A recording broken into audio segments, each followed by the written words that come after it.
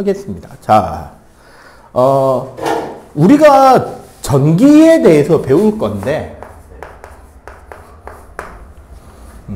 전기에 대해서 전체적으로 그냥 간략하게 정리하자면요.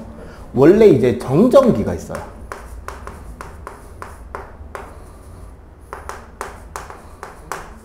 전하의 상호작용을 베이스로 해서 여기에서 우리 이제 정전기 유도 배우고, 요게 이제 물투에 가면 유전체 해가지고 축전기 요렇게 회로에서 축전기 요렇게 넘어갑니다. 그리고 물원에서는 이제 요게 원자 구조에서 스펙트럼으로 넘어가요.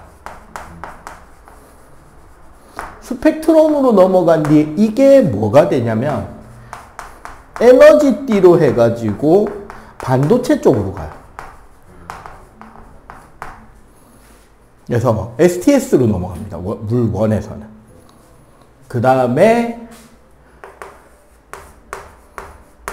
회로 파트는 통과에서 조금 언급된 뒤에 물원에는 다루지 않습니다. 물2에 가서 키르호프 1, 2 법칙을 중심으로 해가지고 축전기, 코일, 교류회로 중심으로 가요. 그래서 중등 때 직류회로 이후로 회로는 안 나온다고 보셔도 돼요. 대신에 조금은 이해를 하고 있어야 되는 게, 저기 정전기 유도 가가지고 그 패러데이 렌츠 법칙 다룰 때 그 부분에서 조금 그 오메 법칙하고 기초 개념을 나올 수 있기 때문에 그것 때문에 약간은 이해해야 되는 거고, 그리고 뭐 반도체 이야기 나올 때 다이오드 이런 개념 조금 나오기 때문에 그냥 그런 것만 약간 이해하고, 요거는 이제 물원에서는 별로 없다. 현 교육과정에서는. 개정되면 조금 나올래나? 모르겠습니다. 아직까지는 별로 없다. 물원에서는 현재 없다. 그 다음에 이제 전자기 파트가. 전자기 파트에 이제 우리가 앙페르 법칙. 앙페르 법칙이면 이거죠. 전류에 의해서 자기장이 만들어지는 거. 그 다음에 전자기력, 다른 말로 로런츠 힘이라고 하는데, 이거는 뭐냐면 자석의 자기장하고 전류의 자기장 사이의 상호작용에서 힘이 만들어지는 것.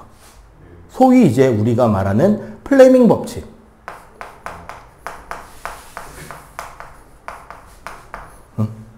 그리고 전자기 유도라 그래가지고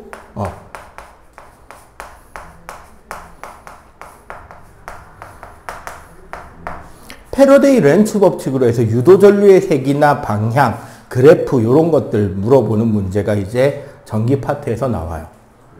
그러다 보니까 기본적으로 정전기 전하의 상호작용에서 쿨롱 힘,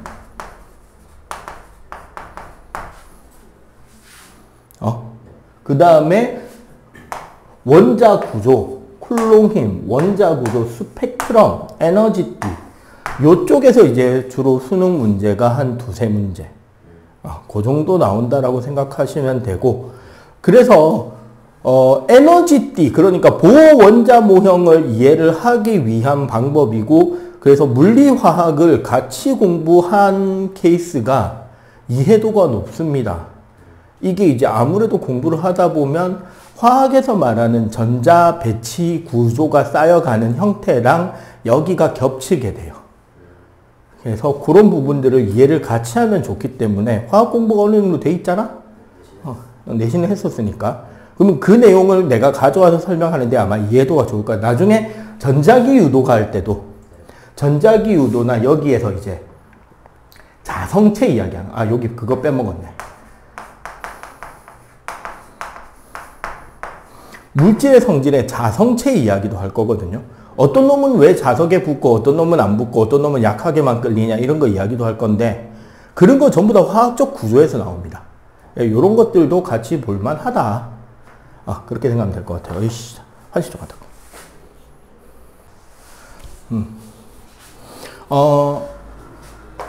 원자 구조에서 뭐 실험이나 디테일한 것들을 하나하나 다 설명하면 너무 설명이 길어지니까 간략간략하게만 이야기를 할게요.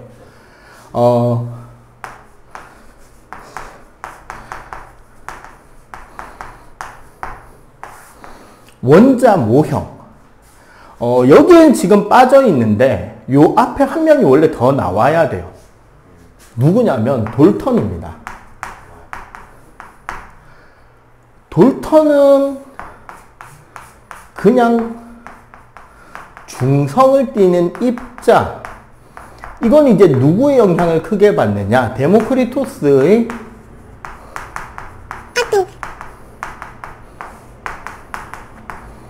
아톰의 영향을 그대로 받은 거예요. 데모크리토스의 아톰의 영향을 받았다는 것은 뭐다? 더 이상 쪼갤 수 없는, 나눌 수 없는 중성을 띠는 입자고 얘네들이 일정한 개수비로 결합하는 그러한 입자다라고 이야기를 했단 말이야. 원소별로 크기나 모양, 성질이 다르다. 그 정도만 이야기를 한. 자, 이 돌턴의 다음에 톰슨이라는 학자는 음극선을 발견해요. 보통 우리가 베타선이라고 하는데 간략하게 설명하자면 그림자가 생기고 마이너스 전하를 띠는 질량을 가진 입자의 흐름이었어요. 그림자가 있다는 거는 직진한다는 거거든. 마이너스 전하를 띠는 질량을 지닌 직진성이 있는 입자. 뭐다? 그렇죠. 전자가 발견된 겁니다. 톰슨의 음극선 실험으로. 그러면 결국 뭐다? 톰슨 모형에서는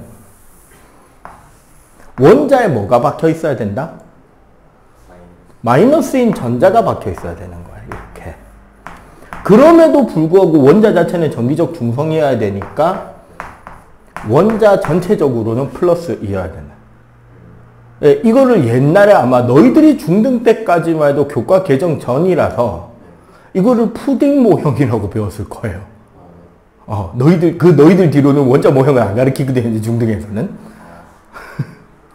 난 개인적으로 말도 안 되는 소리라고 생각했습니다. 대한민국 푸딩에 무슨 건더기가 있냐. 난 그래서 이걸 뭐라 부르느냐, 칙촉 모형이라 그래요. 칙촉, 촉촉한 초코칩. 가장 적합한 비유라고 생각합니다. 초코칩이 마이너스 전자, 쿠키가 플러스. 확 들어오잖아요. 감이 확 느껴지잖아, 뭔지. 그렇게 바뀌어있다고 랜덤하게. 합쳐서 중성. 이해가 되지? 대한민국 푸딩에는 푸티체리라고 왕건이가 하나 들어있거나 건더기가 없어요. 외국 푸딩처럼 건더기가 잘 자라게 박혀있지 않단 말이야. 이해가 되지? 자, 이 다음 학자는 러더퍼드입니다. 러더퍼드는 알파 입자 산란 실험을 했는데 무슨 소리냐면 이게 만약에 톰슨 모형이었다면 알파 입자가 어떻게 돼야 되느냐? 이게 극히 일부 살짝 꺾이거나 거의 대부분 다 통과해야 돼. 그러니까 반사대 튕겨 나오는 건 없어야 된다고. 이렇게 예상되었는데 현실은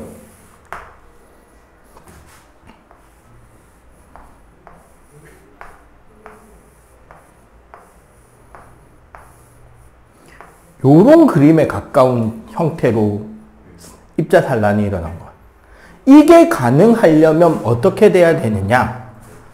원자 한 부분에 플러스 성질을 띠는 질량이 대부분 여기다 모여있는 핵이 필요하다는 거야. 그러니까 원래는 금박에다가 쏜 겁니다. 원자 개념, 이거를 원자 개념에 적용을 했을 때 이런 결론에 다다른다는 거야. 그래서 러더퍼드가 발견한 거는 핵이라는 거지. 원자의 어떤 한 지점의 원자 질량의 대부분이 모여있는 플러스 전하를 띠는 아주 무거운 부분이 존재해야 된다. 아, 이걸 우리 핵이라고 하자. 그 뒤에 골드슈미츠가 구멍 뚫린 방정관을 이용해서 양전하의 흐름을 캐치해내서 양성자가 있다고 이야기하고,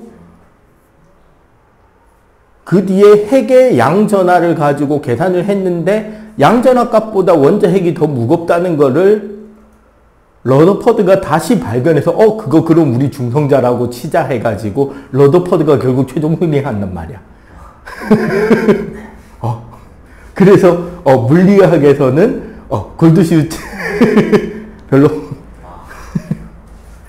자, 그래서 러더퍼드 모형에는 핵이 중요한 주인공이 되잖아.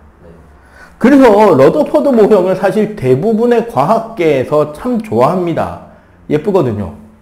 일단 원자 가운데 핵이 있고 원자 전체적인 모형으로 볼 때 그 전자들이 이제 핵을 중심으로 돌아야 되는 거야.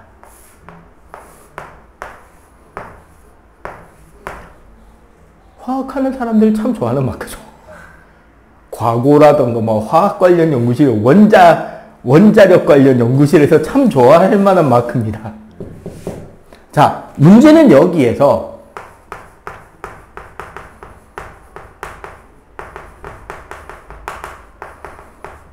요 이야기까지 하고 한번 끊을게요. 원래 있잖아. 이 전하라는 거, 정기적 성질을 띠고 있는 입자라는 게 가만히 정지돼 있잖아요. 요건 약간 심화적 설명입니다. 물원 레벨을 넘어가 버려요. 정지된 전하는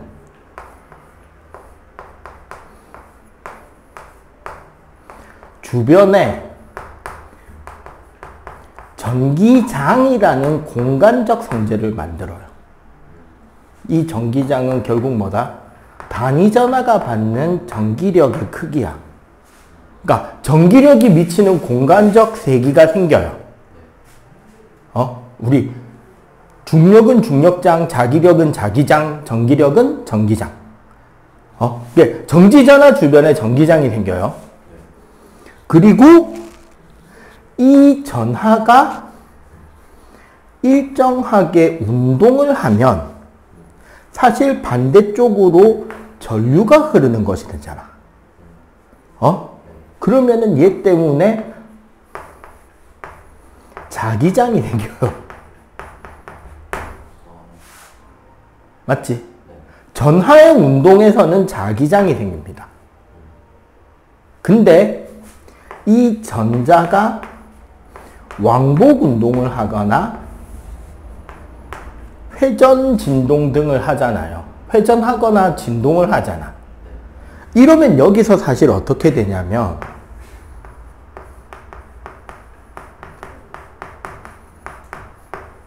전자기파 방출이 일어나게 됩니다. 문제는 이 전자기파도 에너지잖아.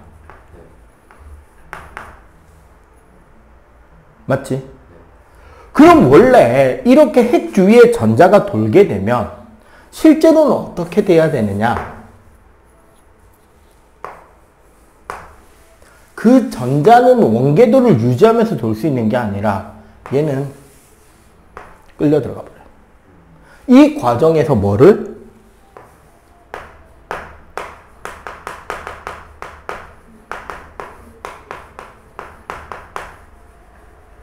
연속된 스펙트럼을 내뿜으면서 끌려 들어가서 원자가 소멸돼 버려야 된다고. 근데 문제는 이렇게 되냐? 이렇게 안 되고 있다는 거예요.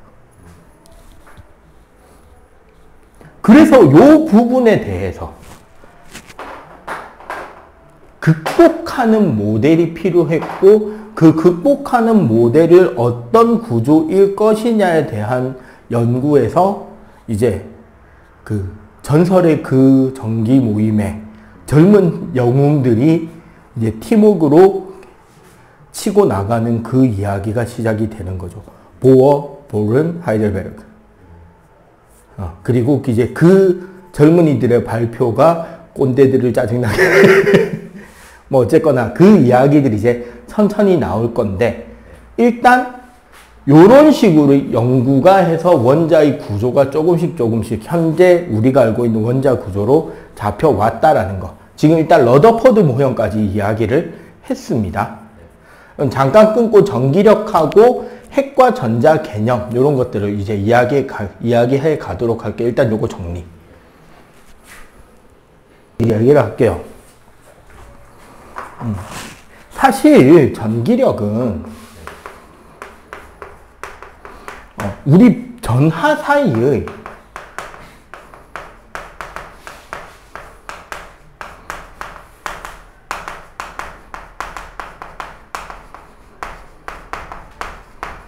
비접촉 상호작용이다 해버리면 돼요. 그러니까 우리 만윤력 공식 배웠었잖아요. 그거랑 똑같아. 힘의 크기는 두 전하 사이의 상호작용이니까 전하량 곱에 비례하고 비접촉력이니까 거리 제곱에 반비례하고 쿨롱 상수 K값 딱 붙여주면 끝납니다. 그리고 여기서 이제 대신에 두 전하량 곱이 0보다 크냐 두 전하량 곱이 0보다 작냐에서 청력이냐 인력이냐가 결정이 나는 것 뿐이에요. 그래서 요거 가지고 이제 보통 물원에서는 그냥 직선상에서 힘의 크기 방향만을 생각하면 된다고 생각하면 되고 2에서는 평면상에서니까 벡터 합 고려해야 되는 거죠. 이제 방향 크기 평행사변형법을 고려하게 되니까. 그리고 주의해야 될 거는 전하가 3개 있을 때는 얘 세 가지 힘이 됩니다. 그렇게 됐을 때 서로 합으로 계산하는 거죠. 우리 책에 있는 거 봐봐. 지금 봐봐. 여기가 플러스 Q, 여기 마이너스 Q, 여기 플러스 2Q잖아. 그럼 봐봐. 일단 요 둘이 F는 K에 그러니까 K의 R제곱에 Q제곱인데 요만큼 요로 가죠. 그러니까 여기서 방법이 있어. 어떻게 하면 되느냐. K에 R제곱 Q제곱을 F0라고 그냥 퉁 쳐버리는 방법이에요. 치환시켜서. 쓰기 귀찮으니까. 그러면 요게 딱 요 크기거든? QQ가. 그럼 요렇게인데 얘는 F0가 요쪽. 얘는 F0인데 요쪽이죠. 그 다음에 요 둘이는 여기 2Q네. 그러니까 여기는 2F0가 1력. 여기도 2F0가 1력이지. 그리고 이제 얘랑 얘랑인데 거리가 2R 제곱이 되잖아. 근데 전하량은 2배인데 거리가 2배니까 2분의 1F가 돼요. 이해가 되지? 2분의 1F0인데 청력이잖아. 같은 플러스니까. 여기서도 2분의 1F0인데 청력이라고. 응? 그럼 봐봐. 셋 다 방향 감각이 다 따로따로니까 크기를 빼면 되는 거죠. 그럼 여기는 2분의 1 F0가 여기로 가고 여기는 F0가 1로 가고 여기는 2분의 3 F0가 1로 가고. 재밌는 거 이거 합치면 0이 됩니다. 어차피 작용반작용이기 때문에. 그렇게 될 수밖에 없죠. 어차피 지네들끼리 작용반작용이라서. 이렇게 되게 된다고 힘이. 그렇게 해서 각각의 합력을 구하는 형태로 힘을 주고받게 된다는 거죠. 이제 이런 식으로 힘을 계산하는 게 물1. 그럼 물2는 어떻게 된다? 이게 평면이 아닌, 이제 직선상이 아니라 이제 평면상으로 되는 거지. 여기. 그러면 요렇게 힘을 받고 요렇게 힘을 받으면 요것도 평행사변 이렇게 하면 힘이 줄게. 그냥 요렇게도 힘을 줘서. 그러니까 이럴 때는 보통 얘한테 건 물어보겠죠. 피타고라스 구하기 좋게. 요런 형태로 이제 물2에서는 다뤄지는데, 우리는 뭐 당장 투할 거 아니니까 그냥 이렇다라는 것만 이해하면 되고, 요 힘 때문에, 이 전기력 때문에 결국 우리가 화학적 응용이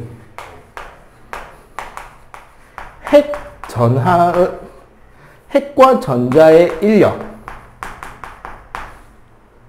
그래, 핵과 전자의 인력을 이해하면 결국 뭐냐면 전기 음성도라던가, 혹은 우리 이온화 경향 개념이죠. 주기율표에서 누가 전자를 잘 버리나 잘 뺏어오냐. 그 개념이 18쪽 제외하면 정확하게 전기력 공식으로 해석이 돼요. 왜? 우리 주기율표에서 이쪽으로 갈수록 밑으로 갈수록 버리기 좋지. 금속성이 커지잖아. 금속성이라는 건 사실 뭐였다? 전자를 버리려는 성질. 버리려는 성질은 다른 말로 말하면 전자 당기는 힘이 약하다는 소리잖아. 내려가면 R이 커져서 힘이 약해지는 거고, 같은 껍질에서 일로 가면 Q1 전하량이 약해져서 약해지는 거예요. 이해가 돼? 그러면 18쪽 빼고 이쪽으로 갈수록 Q가 커지잖아. 같은 주기에서 Q가 커지니까 핵 전하량이 커지죠. 올라갈수록 R이 작아지잖아. 그러니까 핵 전하량이 그러니까 유핵 전하량이 커지지. 그러니까 플로린이 전기 음성도가 제일 크잖아요. 어느 쪽 아래로 갈수록 이온화 경향이 커지잖아. 사실 주기율표도 이 전기력, 그 다음에 이온 화합물 녹는 점 또 이걸로 처리돼요. 왜? Q1, Q2의 이온 전하량 곱 R제곱의 각 이온 주기 껍데기 수 합. 딱 때려박으면 그대로 나와요. 그러니까 전기력으로 사실 웬만한 것들이 다 결합을 되기 때문에 상당히 중요한 개념이고, 따라서 우리 핵과 전자가, 핵 주위에 전자가 돌고 있는 게 이 전기력에 의한 것이다. 그래서 전자가 핵과 전자 사이에 이 정전기적 인력에 의해서 돌고 있고, 저기 이제 원자에 속박된 전자라는 저 그림 개념은 뭐냐면, 저게 이제 소위 에너지 우물이라는 개념인데, 이제 이런 게, 여기 이제 핵이 있잖아. 핵에서부터 거리가 멀어질수록 에너지가 커지는데, 이제 요런 식으로 해서, 이제 보통 n = 1번, 2번, 3번. 이제 전자가 돌고 있는 안정적인 궤도를 이렇게 보통 표현을 하는데, 요게 이제 이런 게 아니라, 이제 요게 이제 굳이 이야기를 하자면, 요런 식으로 돌고 있다는 거지. 우물에서 이렇게 회전을 하면서. 여기서 에너지가 커지면, 즉, 전자가 운동이 더 빨라지면, 얘보다 더 위쪽에 가서 돌 수 있는 거야. 더 빨라지면 더 위쪽에서. 그러다가, 무한대인 선 밖으로 나가면은 아싸 자유전자 라고 이야기를 할 수 있는 개념이 된다는 게 이 속박전자 에너지 개념이 되는 거예요. 이런 형태로 이미지화 시킬 수 있다는 거지. 이해가 되죠? 응? 자, 넘어가 봅시다. 그래서 150쪽, 151쪽 빈칸 한번 빨리, 그 문제들 한번 빨리 한번 풀어보세요. 151, 2까지 지금 빨리 한번 풀어봅시다. 등 가속도 운동은 정확하게 말하면 등 가속도 직선 운동이 돼버립니다. 아니면은 포물선 운동이거나. 포물선 운동은 등 가속도 운동이에요. 그치. 가속도 방향이 일정한 거니까. 자, 아까 러더퍼드 모형의 문제를 이야기했잖아. 원자의 안정성과 불연속적인 선 스펙트럼. 여기서 문제가 된 게 러더퍼드 모형대로면 전자가 끌려 들어가서 원자는 소멸해버려야 돼요. 전자랑 원자핵이 충돌하면서. 그리고 따라서 원자는 안정된 구조로 있을 수가 없어. 그리고 그 뒤에 보어라는 학자는 수소 방정관에서 나오는 빛을 이용해서 수소의 스펙트럼 선을 바탕으로 수소 원자 구조를 베이스로 해가지고 원자 구조를 생각했는데 수소를 쓴 이유는 딱 하나입니다. 전자가 한 개다. 전자가 한 개이기 때문에 화학 쪽에서 네가 배웠던 개념을 가지고 오자면 가려막기 효과가 없어요.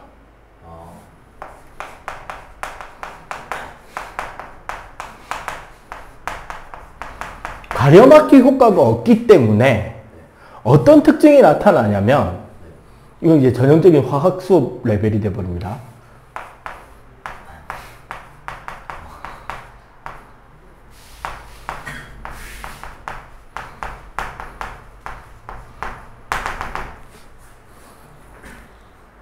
각 전자 궤도 스펙트럼의 에너지 준위가 오직 뭐에 의해서만 주양자수에 의해서만 결정이 나요. 근데 이게 요거를 그냥 이 당시에는 이렇게까지는 몰랐으니까 그냥 단순하게 뭐냐면 전자의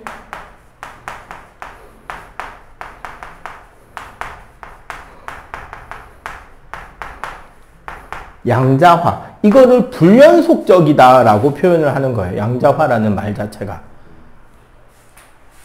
그래서 여기에서 이제 보어는 무슨 생각을 했냐면은 그 불연속성.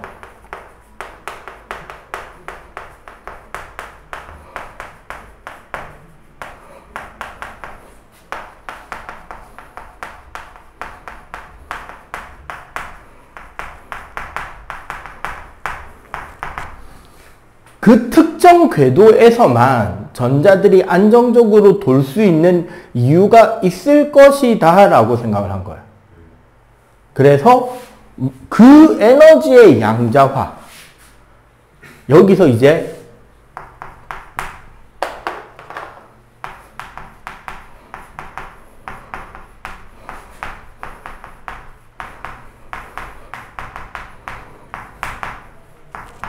전자가 가질 수 있는 에너지 자체가 모든 곳이 아니라 원소별로 정해진 에너지만 가져야 안정된 상태를 유지할 수 있다로 결론을 가지는 거예요. 그래서 가질 수 있는 에너지에서 다른 가질 수 있는 에너지로 에너지가 왔다 갔다 하면서 에너지 흡수 방출을 하니까 특정한 빛 파장만 흡수 방출을 하게 된다로 이야기를 하는 거죠. 그래서 여기서 나오는 에너지 준위의 값이 일반적으로 n번째 에너지는 마이너스 n 제곱분의 k가 됩니다. 참고로 우리 수소에서는 이 n은 마이너스 n 제곱분의 13.6 전자볼트. 요게 화학에서는 마이너스 1312 n 제곱 킬로줄 퍼 몰이었던 거. 이거 같은 수제, 같은 값. 물리에서는 전자볼트라는 단위를 쓰고 화학에서는 킬로줄 퍼 몰이라는 단위를 쓰고 이제 쓰는 단위 개념이 다른 거예요. 전자볼트라는 거는 전자 한 개당 1볼트의 에너지 준위를 줄 수 있는 에너지. 얘는 1몰을 1kJ. 전자 1몰당 주는 이만큼씩 에너지 줄을 준다는 거지. 이렇게 보는 거죠. 근데 우리 이거 생각해 보면 딱 이해가 돼.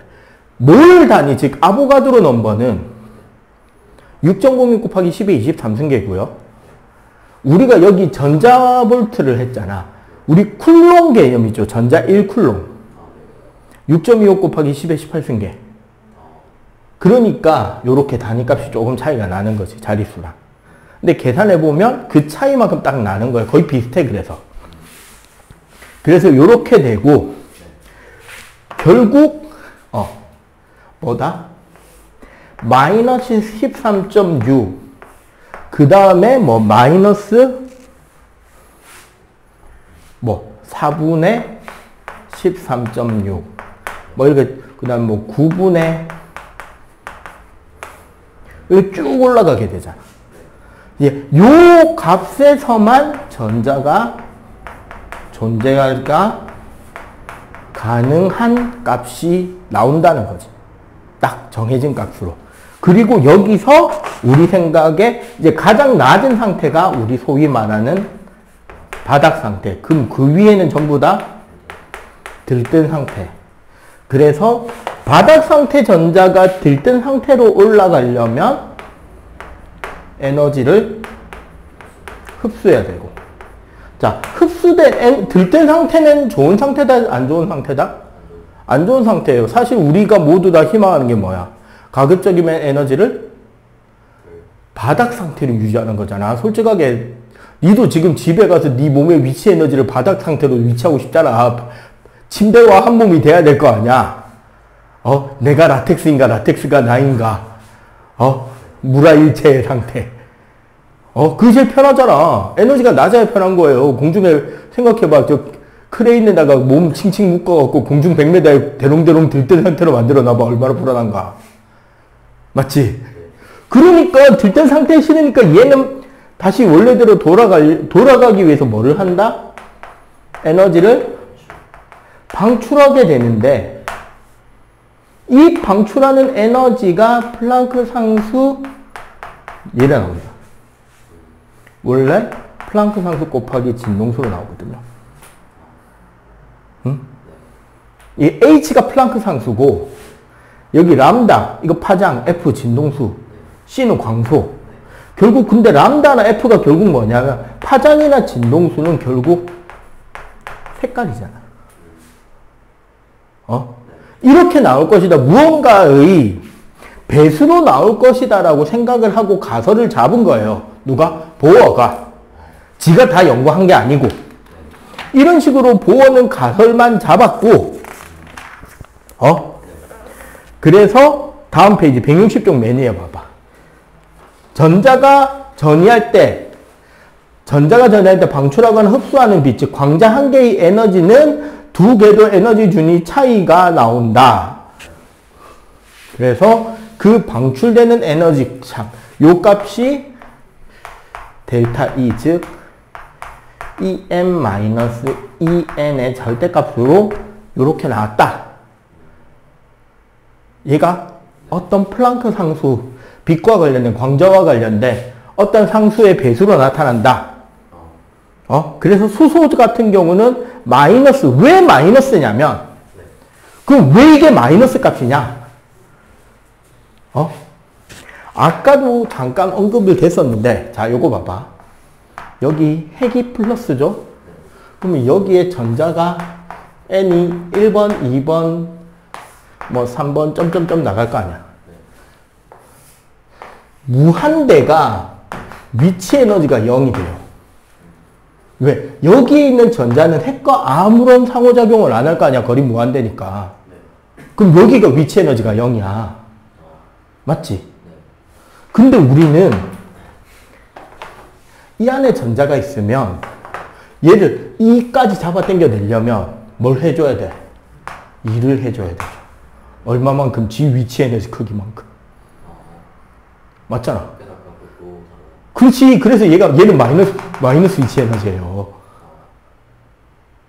근데 이게 화학하고 물리학에서 부호가 다른 거는 맨 첫 시간에 내가 이야기해서 개와 주의의 개념에서 물리학은 주위에서 바라보고 화학은 개의 입장에서 바라본다고. 그래서 흡열, 발열, 가열, 냉각의 개념이 다 반대라고. 그거 이해 못해가지고 돌아버리면은 환장하는 거예요. 그 있잖아.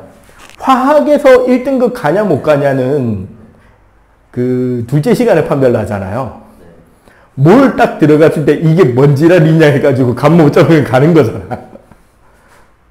그지? 주변에서 많이 봤잖아. 그냥 몰이 숨쉬듯 자연스럽게 되는 애들은 그냥 자연스럽게 떨어져도 2등급 이상 가는 거고, 대가리 싸매고 돌려도 몰 감 도저히 못 잡는 새끼는 3등급 위로 못 가. 그잖아. 이거 많이 봤잖아. 똑같다니까. 자, 어쨌거나. 그래서 무한대를 뺀 요 나머지는 에너지 중위값이 전부 다 음수예요. 왜? 여기가 0이라서. 이해가 돼요? 그리고 얘네들이 봐봐. 이 n이 마이너스 n 제곱분의 k였잖아. 요게 n 제곱이기 때문에 되게 재밌는 특성이 하나 나타납니다.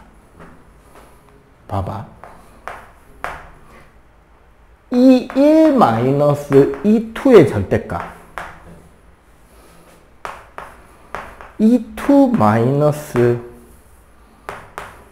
이 무한대의 절대값을 비교하면, 그러니까 쉽게 말하면 1번, 2번 궤도 차이, 요거 차이랑 2번에서 무한대까지 차이랑 비교한 거잖아. 얘가 더 커요. 똑같이 해서 2번, 3번 차이랑 3번 무한대 차이를 잡아도 2번, 3번이 더 커요.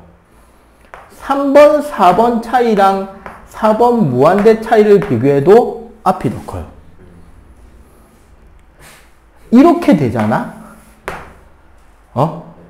이렇게 되기 때문에 스펙트럼에서 특히 얘가 떨어질 때 나오는 게 빛이잖아.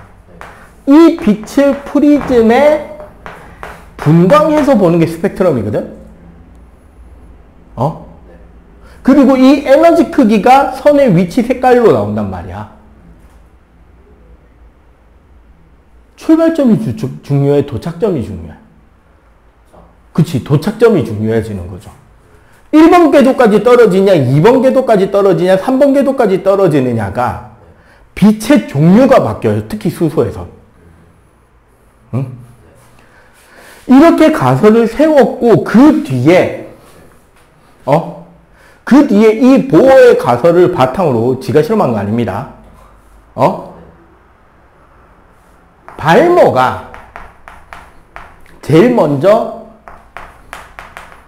가시광 영역에서 찍었더니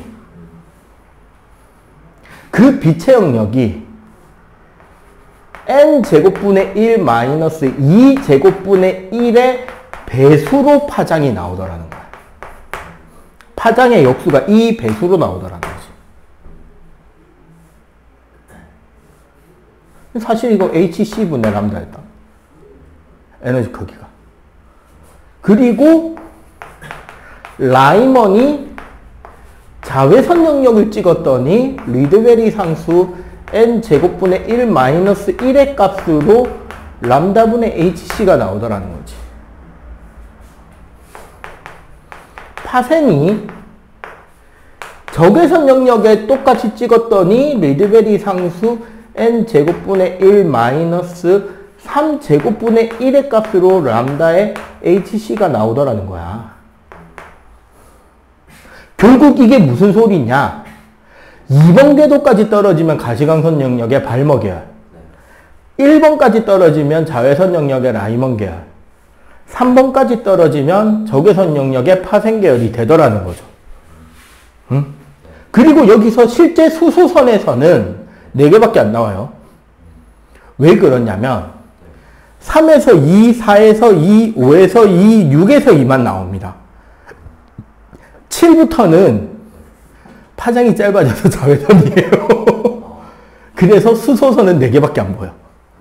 그 제일 빨간 게 3에서 2, 4에서 2, 5에서 2, 6에서 2 순서대로. 이게 2013년 수능 특강에 처음 언급됐거든. 그래서 선 4개만 나오는 이유가 한번. 요즘은 다시 언급이 안 되는 편인데, 그냥, 그래서 가시광선 영역이 아니라 가시광선을 포함하는 영역이라고 적혀 있죠. 발목이에요.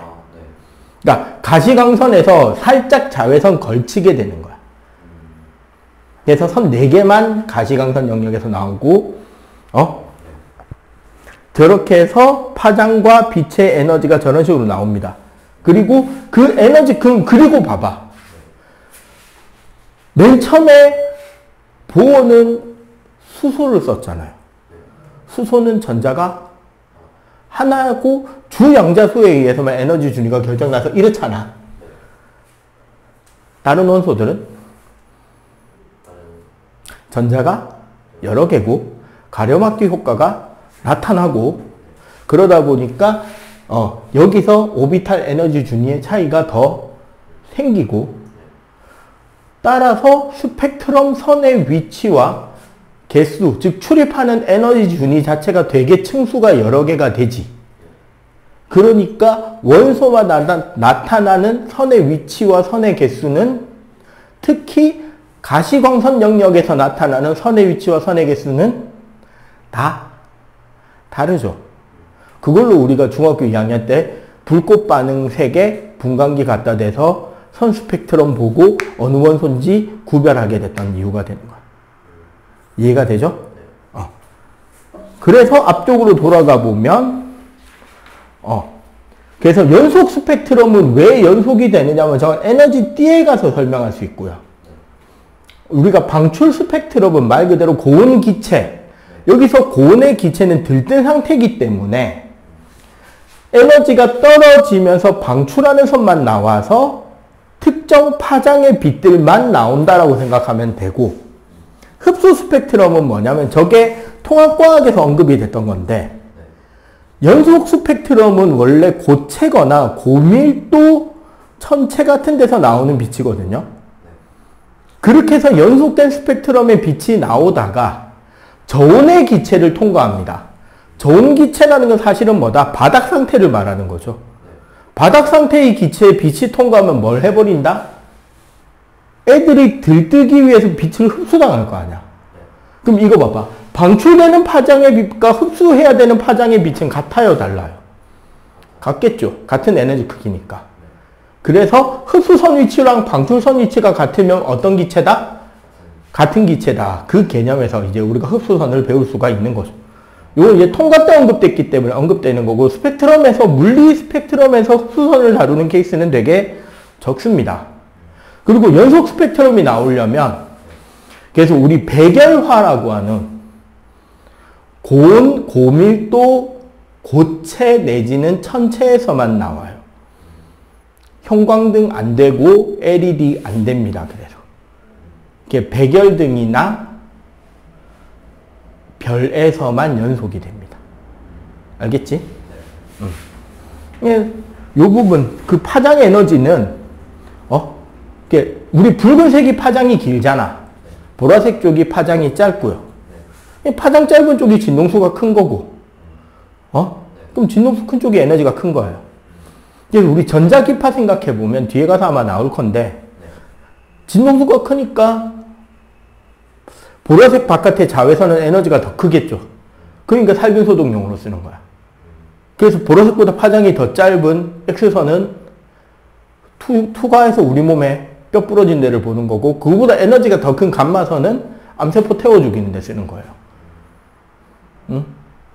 빨간색보다 에너지가 더 약한 파장이 더 긴 적외선은 우리 세포 활성화도 높여준다고 쓰죠. 어디 다치거나 이럴 때 적외선 치료. 그거보다 파장이 더 긴 마이크로파는 음식 데피는 데 쓰잖아. 우리 전자레인지. 왜냐면 그게 물 고유 진동수랑 똑같아서 물 분자 운동만 빨리 할 수 있거든. 그래서 데펴지는 거예요, 전자레인지에서. 그거보다 파장이 더 긴 건 이제 우리 일반적인 라디오파, 즉 전파가 되는 거. 이런 것들이 이제 전자기파로 가는 거고. 오케이? 자, 그러면 저기 한번 161에서 163까지 한번 또 풀어봅시다. 자, 아까 우리 에너지 우물이라는 개념으로 자, 여기 우리 핵이 있고 핵에서 거리가 멀어질수록 에너지가 높아지는 이런 형태의 에너지 설명을 했잖아. 1, 2, 3. 맞지? 근데 만약에 원자가 한 개가 아니라 두 개 이상이 가까이 결합해 있으면 어떻게 되느냐? 이렇게 원자가 결합해 있는 상태가 되면 쉽게 말하면 각각의 원자별로 요 에너지 우물이 이렇게 잡힌단 말이에요. 요런 이제 에너지 우물 영역이 이렇게 같이 잡혀요. 그러면은 봐봐. 1번 영역은 이렇게 안 겹치니까 별 문제가 없는데 여기 겹치는 영역에 이제 몇 번이든 이렇게 들어갈 거 아니야. 예를 들어 2번부터 이렇게 겹친다 쳐. 그러면 이 부분에서 어떻게 되냐면 에너지 준위의 시프트가 일어납니다. 원래 위치에서 결국 에너지 준위는 전자가 돌게 있는 궤도잖아. 서로 겹치면 싫기 때문에 하나는 살짝 밑으로 하나는 살짝 위로 떠요. 요거 비슷한 개념 때문에 뭐가 일어나냐면 우리 2s2p 중에 s가 원래 2번 궤도보다 조금 에너지가 낮고 2p가 올라가잖아. 그 비슷한 거라고 보면 돼. 이렇게 시프트가 일어나. 원자가 두 개가 되면은. 그럼 세 개가 겹치면 세 줄이 되겠죠. 자, 그럼 만약에 고체는 어떻게 되는데? 우리 고체는 어떻다 그랬죠? 원자들이. 규칙적이고 결정이라서 매우 다닥다닥 붙어 있다 그랬지. 그러면 원자들이 매우 규칙적이고 가까이에 다닥다닥 몰리게 되면 쉽게 말해서 모든 에너지 우물이 붙어버려요. 그래서 얘네들이 쉽게 말하면 이런 에너지 준위 선들이 자기네들끼리 겹쳐서 하나의 띠, 영어로 밴드를 이루게 됩니다. 전자가 들어있을 수 있는 공간. 그러면은 적어도 이 영역 안에서 전자들은 연속된 에너지 영역을 가질 수 있게 돼요. 이런 에너지 띠들이 이제 쭉 생기는 거야, 이렇게.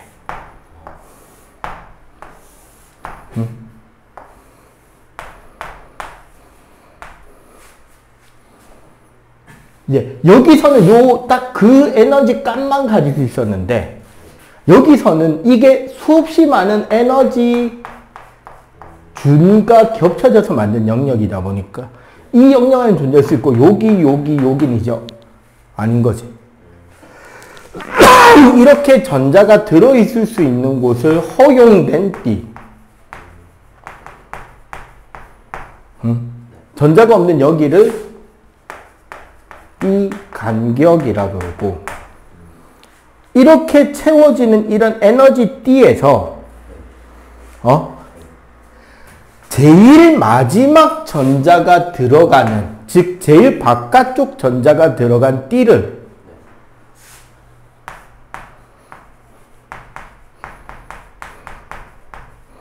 원자가띠라고 합니다. 제일 마지막 전자가 그러니까 마지막 전자가 들어간 띠. 그럼 여기에 있는 저 전자의 이름이 원자가 전자예요. 그래서 원자가 전자야. 그리고 아직 전자가 안 채워졌잖아. 이 원자가 전자 띠는. 그리고 그 위에 지금 전자를 채워야 되는 띠가 존재하거든. 전자를 채워야 되는 띠가 바로 전도띠라는 띠가 존재합니다. 즉 여기서 원자가띠와 전도띠 사이 요 사이인 요 띠 틈이라는 게 이제 되게 중요한 요소가 되는 거예요. 저 띠 틈의 폭이 그 물질의 전기 전도성을 결정한다는 거예요. 왜? 이 원자가 전자가 전도띠로 전이하게 되면 이 전자를 뭐라 그러느냐? 자유전자라고 하고 이때부터 얘는 돌아다니게 되거든. 그러면 쉽게 말해서 자유전자가 잘 생길 수 있는 물질들은 자유전자가 많이 생길 거니까 전기전도성이 뛰어나지겠죠. 우리는 걔네들을 뭐라 부른다? 도체라고 그러. 이 띠틈이 졸라 커서 웬만해선 자유전자가 생기지 않는 물질을 부도체, 그 중간쯤 되는 놈들이 반도체라서 반도체예요. 이해가 돼요? 그래서 여기서 이게 얘네들이 좀 움직여 다닌다는 거지. 다시 아까 정리하자면 자 169쪽을 봐봐봐.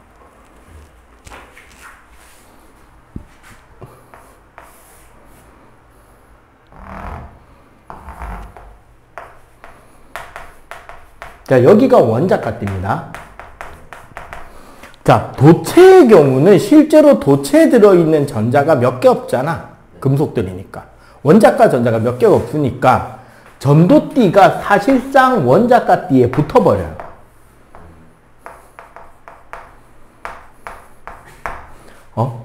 즉 도체의 경우는 얼마든지 전자들이 원자가띠에 양공을 남기고 자유전자로 올라갈 수 있단 말이지. 절연체는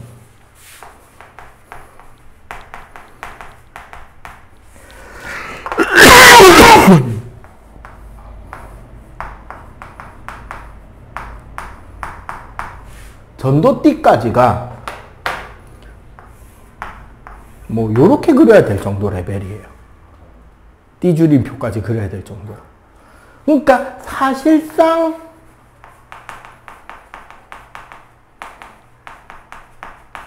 불가하니까 자유전자가 거의 없는 거야. 그래서 전기전도성이 거의 없는 거죠. 그리고 반도체는 그 전도띠가 중간쯤에 있는 거지. 어떻다? 어렵지만 불가능은 아니야. 요 정도가 이제 가장 적당한 표현이네. 어렵지만 불가능은 아니다. 그렇기 때문에 이 차이가 뭐를 만드냐면, 우리 저항의 크기 이야기할 때,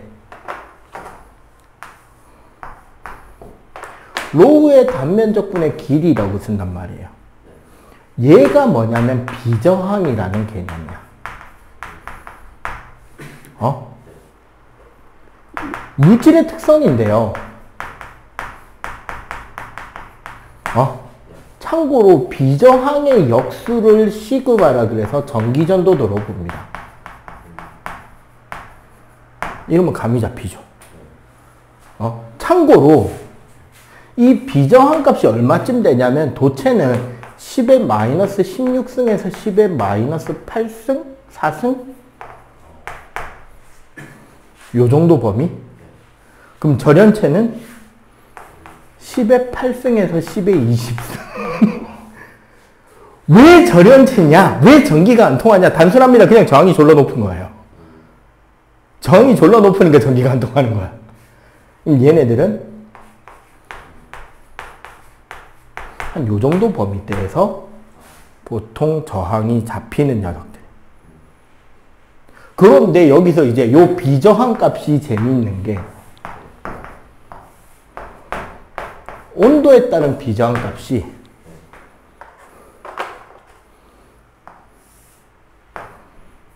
보통 도체는 이렇게 나옵니다. 왜? 우리 저항이 생기는 이유는 도선의 전자, 자유전자가 이동하던 중에 금속 결합은 사실상 양이온과 자유전자로 존재하거든. 그러니까 금속 원소는 금속 원소로 존재하는 게 아니라 아예 전자 내다 버리고 양이온으로 존재해요. 상온에서. 얘네들을 붙여주는 게 내다 버린 전자들이 자유전자가 돼서 동적 결합을 시켜주는 거란 말이야. 그래서 이 양이온들 진동 사이사이로 전자들이 빠져나가야 전류가 흐르는 거잖아. 근데 온도가 높아지면 운동이 더 활발해지죠.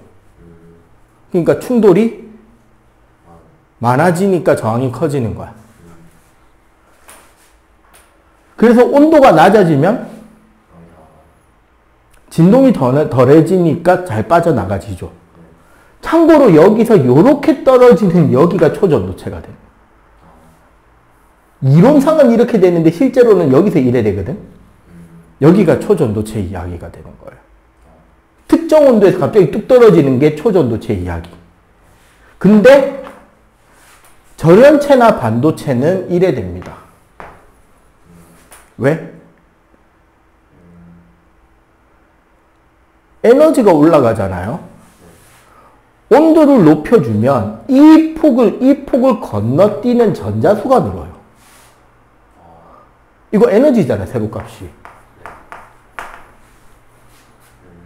전자들이 에너지를 더 많이 받으니까 이 띠 간격을 극복할 수 있는 전자 개수가 늘어나 버립니다. 그 전자 개수가 늘어나면서 그리고 뭐 여기 뭐 띠줄임 펴놓고 이제 저 위에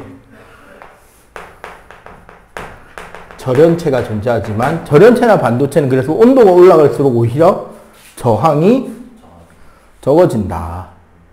이런 형태로 대해서 우리가 이제 전기 전도성의 변화나 온도, 그래서 온도 이래가지고 그 고온 물체에서의 온도계, 접촉식 온도계는 이걸로 온도를 재는 거고, 비접촉식은 이제 복사에너지, 표면에서 방출되는 복사에너지 파장이 절대온도에 반비례하거든. 그거 가지고 재는 거고, 우리 복사 파장 가지고 재는 거. 자, 그 뒤편에 이제 우리 전기전도도 비저항 요 개념들이 이제 쭉 설명이 됩니다. 보시면은 이 이야기예요. 반도체하고 도체에서 저런 차이가 있다. 비저항이라는 거는, 옴미터다. 그리고 이거에 반비례하는 값이 전기전도도다. 비저항의 반비례 값이다. 그래서 저기 여러 가지 물질의 전기전도도 보면 딱 숫자 값들이 그 딱딱딱 티가 난다. 저거 역수 관계로 보면 저렇게 된다. 이런 것들을 이제 볼 수가 있다는 거죠. 저기 171쪽 풀어봐봐. 요거 이제 설명 이렇게 보고. 요거까지 설명 듣고 시간 남으면 아까 앞에 안 푸고 넘어온 거, 그거 풉시다.